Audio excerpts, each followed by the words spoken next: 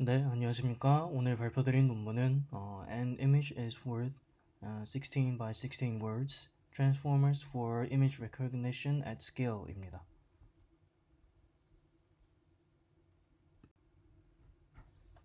네, 저자 및 게재 정보 간단히 말씀드리겠습니다. 저자는 구글 리서치 팀의 브레인 팀의 소속의 알렉세이가 작성을 하였고요. ICLR의 2021년 게재가 된 논문입니다. 앱스트랙 간단히 설명드리겠습니다. 트랜스포머 구조는 자연어 처리, 즉 NLP 분야에서 널리 사용되고 있는 구조로서 이 입력 데이터의 모든 요소 간의 관계를 어텐션 메커니즘을 통해 동시적으로 파악하여 정보를 처리하는 그러한 딥러닝 모델 구조입니다. 이렇게 NLP 분야에서 트랜스포머가 표준처럼 사용되었듯이 기존의 컴퓨터 비전 분야에서는 대부분 합성 공식문망 CNN이 중심이 되어 왔습니다. 이런 CNN을 바탕으로 어텐션 메커니즘이 일부 사용된 사례도 있었지만 이는 대부분 이 CNN의 구조 위에 보완적으로 추가된 형태로 예를 들어 CNN의 블록 중 일부에만 어텐션을 삽입하거나 혹은 어텐션을 컨볼루션의 일부 대체 요소로 활용한 경우가 많았으며 이렇게 CNN을 제외한 트랜스포머만으로 이제 컴퓨터 비전 태스크를 시도한 경우는 이전에 없었다고 합니다. 네, 그래서 본 논문에서는 이 NLP에서 뛰어난 성능을 가진 트랜스포머를 컴퓨터 비전 작업에 그대로 사용하기 위해 이 비전 트랜스포머 VIT라는 개념을 제시합니다. 이 비전 트랜스포머의 목표는 기존의 트랜스포머 구조를 최대한 가져와 사용하는 것이었고, 그것을 위해 이미지를 이제 고정된 크기의 작은 패치돌로 나눈 뒤 이 패치들을 마치 문장의 단어들처럼 시퀀서로 처리한다는 방식을 택했습니다. 이러한 방식으로 구성된 입력은 이제 기존 NLP에서 트랜스포머가 문장을 처리하는 구조와 구조적으로 유사하며 트랜스포머는 이러한 시퀀스 형태의 입력을 받아 각 요소들 간의 관계를 셀프 어텐션을 통해 학습하게 됩니다. 여기서 이제 제목에 나온 16 by 16 words는 이제 비유적 표현으로서 예를 들어 224 by 224 크기의 이미지를 이제 16, 16의 패치로 나누면 총 7 by 7, 49개의 패치가 생성이 되는데 많은 이때 이 각각의 패치를 이제 NLP에 마치 한 단어처럼 본다면 이미지 한 장을 이제 곧 49개의 단어로 구성된 문장처럼 볼 수 있다라는 그런 개념입니다. 결과적으로 본 논문은 이제 CNN이 아닌 트랜스포머 구조의 모델 또한 이미지 분류 작업에서 우수한 성능을 보임을 주장하고 있으며 그를 뒷받침하기 위한 실험 결과로 이미지넷, 셀프알백, VTAP 등의 이제 클래시피케이션 벤치마크에서 기존 CNN 기반 소타 모델, BAT 같은 그런 소타 모델보다 비슷하거나 우수한 성능을 기록하였다고 논문에서 말하고 있습니다. 이제 이해를 돕기 위해서 약간 부연 설명을 하여서 이제 CNN과 비교를 하자면 CNN은 이제 마치 이미지를 작은 부분부터 이제 점점 큰 구조로 조립해가는 그런 마치 퍼즐을 이제 맞춰가는 조립하는 그런 과정이라고 볼 수 있고 VIT는 또 비유하자면 이미지 전체의 조각 그러니까 패치를 한 번에 펼쳐놓고 이 모든 패치 그러니까 조각 간의 관계를 동시에 관찰을 합니다. 그래서 그 전체의 구조를 파악하려는 그런 어텐션 구조를 활용하는 접근이라고 볼 수 있습니다. 이런 VIT 방식 같은 경우에는 이제 객체의 위치나 패턴이 고정적이지 않고 뭔가 다양한 그런 노이즈가 존재하는 이미지 데이터에 대해서 좀 더 유연하고 전형적인 이해를 가능하게 한다는 점에서 CNN과 비교하여 큰 장점이 있다고 이 논문에선 말하고 있습니다. 네, 인트로덕션에서는 앞서 앱스트랙에서 말씀드린 내용을 좀 더 자세히 말씀드리겠습니다. 이런 자연어 처리 분야에서는 이 논문의 개정 연도인 2021년을 기준으로 최근 몇 년 사이에 셀프 어텐션 기반 아키텍처, 특히 트랜스포머가 표준 모델로 여겨지고 있습니다.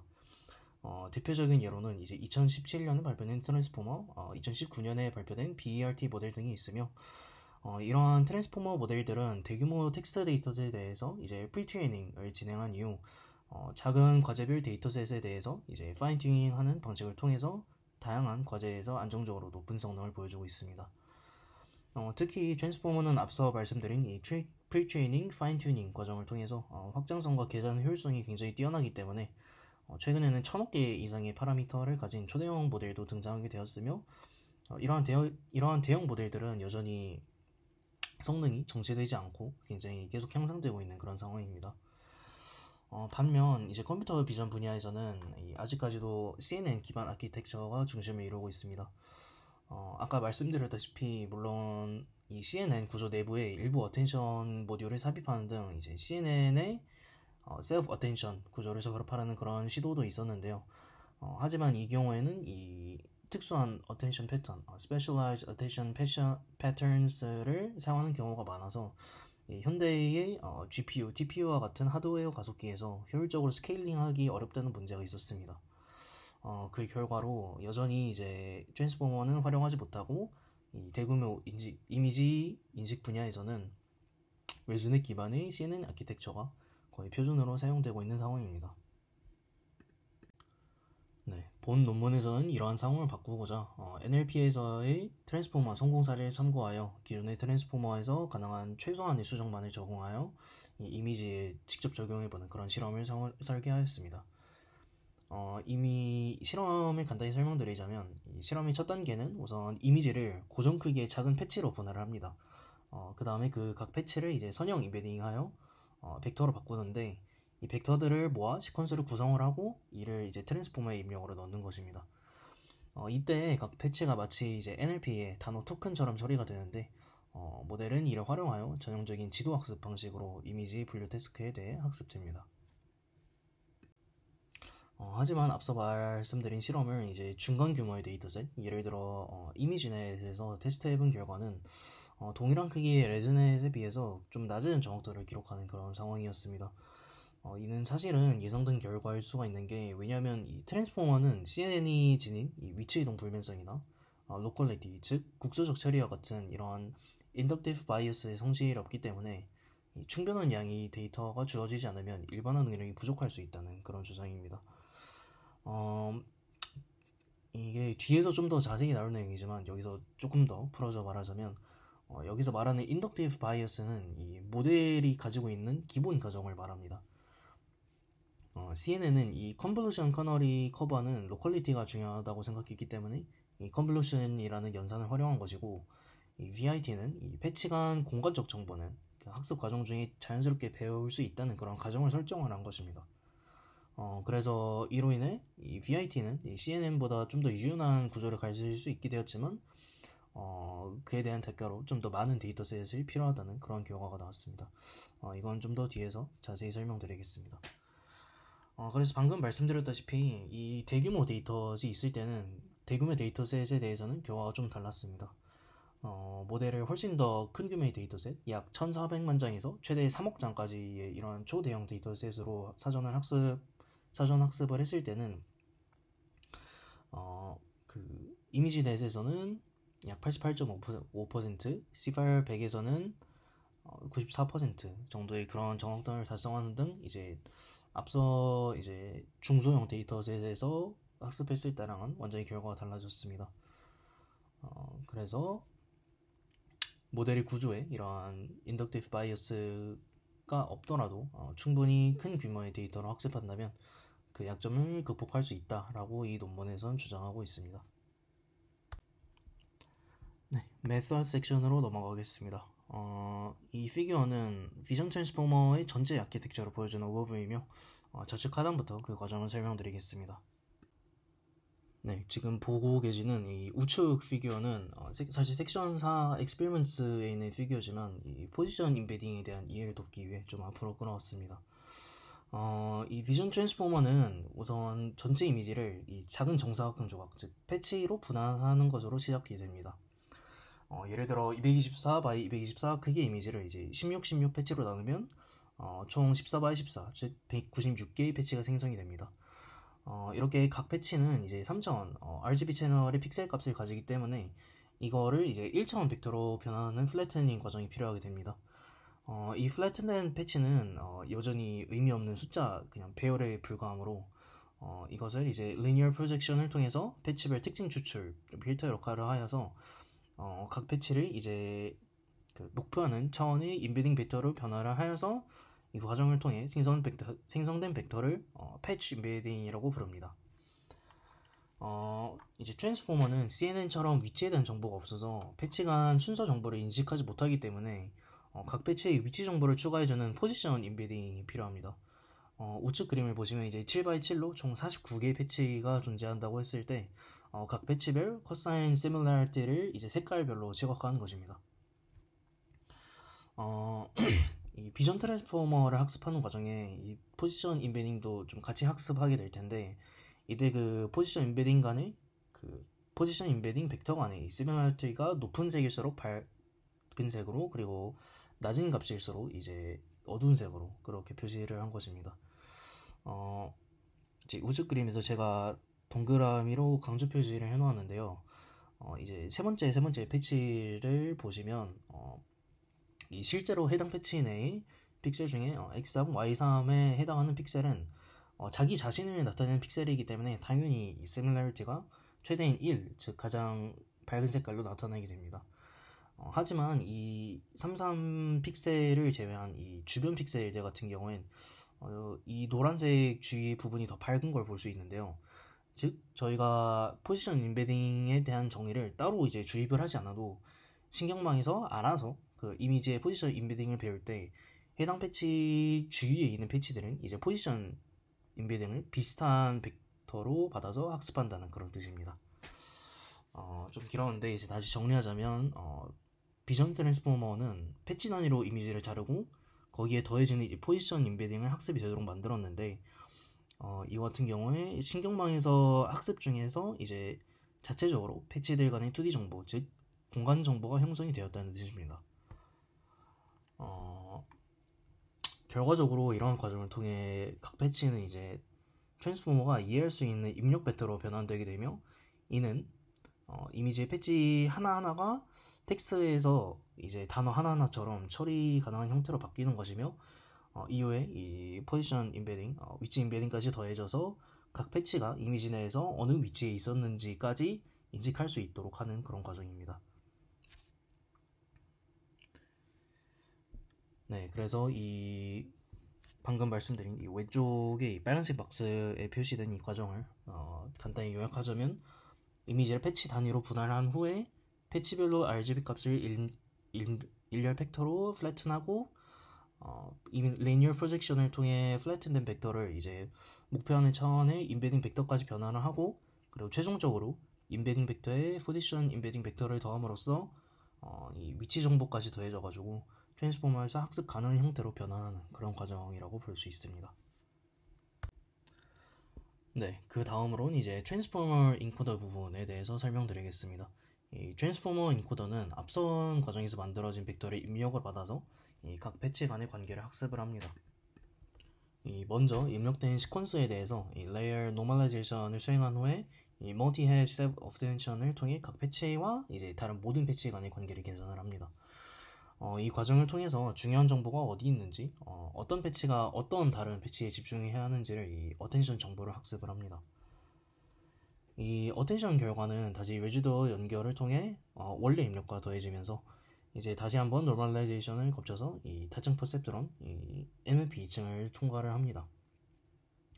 여기서 MFP, 즉 다층 퍼셉트론 층은 두 개의 선형 레이어와 이제 젤로 활성화 함수로 구성이 되는데, 잠시 이제 젤로에 대해서 설명하자면 이제 GELU, 젤루는 가우시안 에러 리니어 유닛의 약자로서 이제 우리가 흔히 사용하는 이런 렐루어는 0과 양수만 출력하지만 이 GELU, 젤루는 좀 더 유연하게 입력이 클수록 통과시키되 작으면 확률적으로 삭제하는 그런 방식입니다. 다시 돌아가서 이 전체 인코더 구조는 이제 여러 층으로 반복이 되면서 비전 트랜스포머에서는 보통 12개 혹은 그 이상의 층을 사용을 합니다. 이 반복을 통해서 각 패치 벡터는 좀 더 이제 풍부하게 분할력을 가지게 되면서 가장 앞에 있던 이 클래스 벡터는 이 과정을 거치면서 다른 모든 패치로부터 정보를 받아서 이 이미지 전체를 대표하는 요약 벡터로 이제 변화하게 됩니다. 그래서 마지막 단계를 살펴보시면 앞서든 클래스 벡터만을 따로 떼어내서 분류기로 전달을 하는데, 이 클래스 벡터는 이미지 전체에 대한 정보를 담고 있으며 최종적인 분류 결과를 만드는 데 사용됩니다. 분류기, 즉 이제 MLP의 헤드 부분은 이제 필드에서 나오지는 않았지만 보통 사전 학습 프리트레이닝 단계에서는 이제 MLP 구조를 그대로 사용하는 경우가 많고, 파인 튜닝 단계에서는 보통 하나의 선형 레이어만 사용하는 사용하는 경우가 많다고 합니다. 이 MLP, Multi-Layer Perception은 간단히 말하자면 앞서서 이제 Self Attention이 어디 주목할지를 계산을 했다면 MLP는 그 주목한 정보를 좀 더 풍부하게 강화하는 그런 단계라고 볼 수 있습니다. 최종적으로 분류기를 통해서 각 클래스에 대한 점수, 로짓이 소프트맥스를 통하여 출력이 되고 이 소프트맥스를 통해서 이 최종 분류 결과를 출력하게 됩니다. 네, experiments 부분 설명드리겠습니다. 먼저 위쪽 테이블을 보시면 이제 VIT base, large, huge 이렇게 세 가지 변형이 존재하는데요. 베이스 모델은 뭐 12층, 8천만 파라미터 수준이지만 이 huge 모델은 뭐 32층, 6억 파라미터 정도로 이제 확장이 됩니다. 이때 이 레이어가 될 때마다 self attention 용량이 상승하기 때문에 좀 더 복잡한 패턴을 포착할 수 있다라고 논문에서 말하고 있습니다. 여기서 보실 수 있는 이 JFD 데이터셋 같은 경우엔 거의 3억 개의 이미지 데이터를 보유한 초대형 데이터셋입니다. 이 JFT로 사전 학습한 이 VIT Huge 14는 이미지넷에서 88.5%, 그리고 이미지넷 뷰어에서는 90.72% 정도를 기록해서 기존 CNN 소타를 넘어섰다고 그렇게 주장하고 있습니다. 이때 모델명 오른쪽이 14, 16 이 숫자들은 앞서 말씀드린 이미지를 정사각형으로 나눈 패치의 크기를 뜻하는데 즉 이 VIT Huge 14는 이 패치 크기가 14x14인 VIT Huge 모델을 뜻하는 것이며 보통 이 패치의 크기가 작을수록 좀 더 토큰 수가 많아져서 위치 정보를 세밀하게 파악할 수 있지만 반대급부로 메모리 및 계산 비용이 증가한다는 그런 단점이 있습니다. 그래서 C-file 데이터셋이나 혹은 옥스퍼드 데이터셋 그리고 이 19개의 소형 데이터셋을 묶은 이 VTB 과제에서도 우수한 성능을 보였다라고 증명하였다고 합니다. 네, 해당 그래프를 살펴보시면 이 파란색이 논문에서 제시하는 VIT Huge 14 모델이고 나머지 보라색, 초록색, 갈색이 기존 CNN이 소타 모델입니다. 보시면 이제 자연 특수 구조 태스크에서 이제 좀 더 비슷하거나 더 나은 성능을 보여주고 있는 걸 볼 수 있습니다. 약간 본 설명을 하자면 이 내추럴은 보통 이제 일상 카메라로 찍힌 일반적인 그런 객체 인식에 대한 태스크고 이 스페셜라이즈드는 보통 의료나 혹은 원격 탐사 등에서 특수 센서로 촬영된 그런 이미지로 이루어져 있습니다. 그리고 마지막으로 이 스트럭디드 같은 경우엔 실제 환경이 아닌 이제 시뮬레이션이나 확산 환경에서의 그런 장면 구조를 예측하는 그런 태스크입니다. 그래서 이렇게 3개의 태스크를 통해서 모델의 범용성, 추론 능력, 공간 이해력 등을 검증할 수 있다라고 말하고 있습니다. 해당 그래프 같은 경우는 이제 VIT 모델을 중소형 데이터셋과 대형 데이터셋에서 학습시킨 결과와 이제 동일한 데이터셋을 CNN 기반 VIT 모델에 학습시킨 그런 정확도 결과를 비교한 그런 그래프입니다. 보시면 비교적 소형 데이터셋인 이미지넷에서는 VIT보다 떨어지는 성능을 보였지만 이 대형 모델인 JFT를 학습시켰을 때는 비슷하거나 좀 더 뛰어난 성능을 보여주고 있습니다.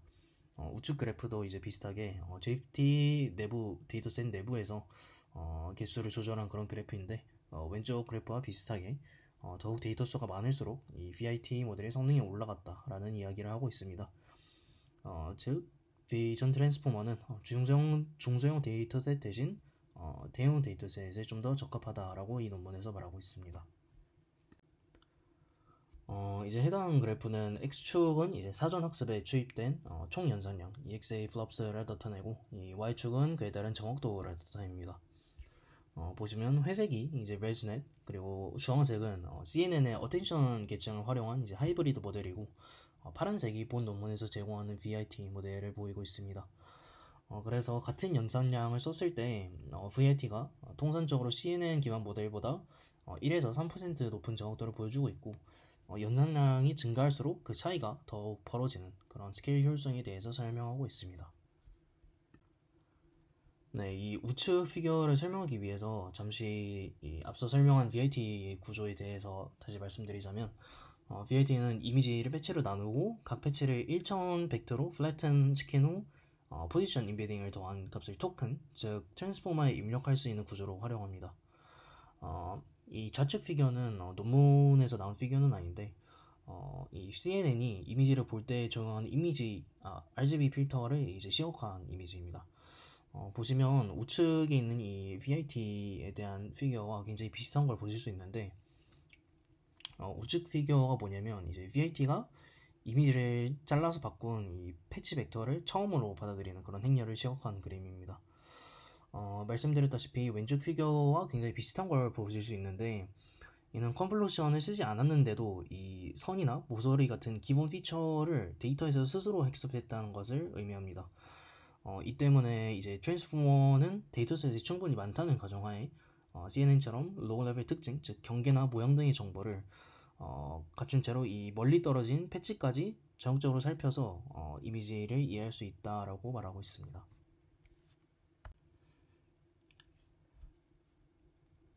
네, 해당 피규어의 이제 X축은 네트워크 레이어, 그리고 Y축은 각각의 레이어의 헤드들에서 이미지 패치 토큰들이 평균적으로 어느 정도의 거리를 보는지 시각화한 그래프인데, 좀 더 자세히 설명드리자면 앞서 설명드린 이 트랜스포머 인코더 부분을 다시 보시면은 VIT-L16 모델은 멀티헤드 어텐션이 16개이고 그리고 인코더는 24번 반복되는 것을 보여주고 있습니다.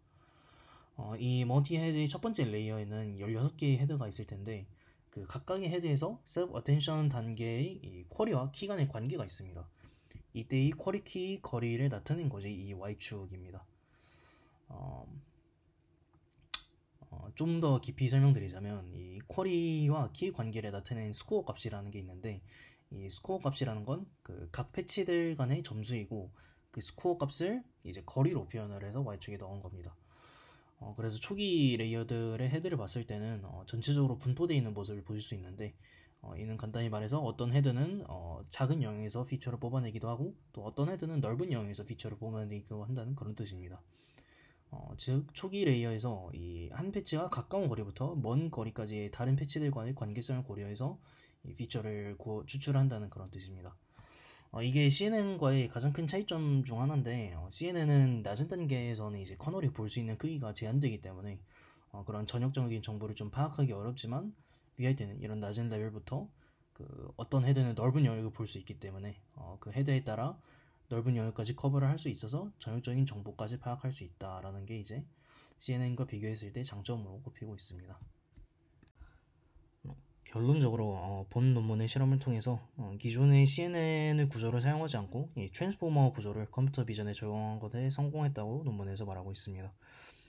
그래서 이미지를 패치로 분할하고 이걸 시퀀스로 변환해서 NLP와 유사한 방식으로 처리를 하였고, 대규모 데이터를 활용할 시 다양한 이미지 분류 벤치마크에서 이 CNN 기반의 소타와 유사하거나 능가하는 결과를 기록했다고 말하고 있습니다. 그리고 향후 과제에서는 좀 더 모델 규모를 확장하고 큰 데이터셋을 학습시킨다면 성능이 더욱 NLP처럼 그 성능이 더욱 향상될 것이라고 말하고 있고, VIT를 이제 이 논문에서는 이미지 분류에서 사용을 했지만 객지 탐지나 이미지 분할 등 다른 컴퓨터 비전 과제로 확장한 것이 주요 과제라고 말하고 있습니다. 네, 발표 마치겠습니다. 감사합니다.